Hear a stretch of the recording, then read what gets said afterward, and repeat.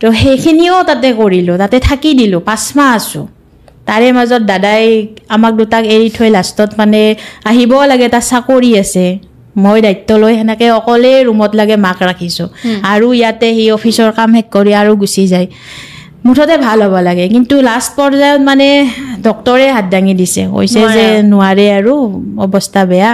শেষত আৰু এটা কৈছিলে যে ইমিউনিটি থেৰাপি দিব লাগিব, কিন্তু সেইটোৰ আৰু 4 লাখ টকা লাগিব। সেইখিনি সময় মানে মই এতিয়াও মানে ক'ব কিবা বেয়া লাগে, মা হয় ন। মানে এই হেৰিতে আছিলোঁ হস্পিটেলত, মায়ে ধুনীয়াকৈ মাতি লৈ গৈছে যে পইচা অহা যোৱা হৈ থাকিব দেই, সেই থেৰাপিটো লৈ লওঁ, মোৰ বাচি থাকিব খুব মন। মানে সেইখিনি সময়ত দাদাও নাছিলে, মানে যিটো মানে বাচি থকাৰ হেঁপাহটোৰ কথা কৈছিলে মায়ে। চৰি একো নাই।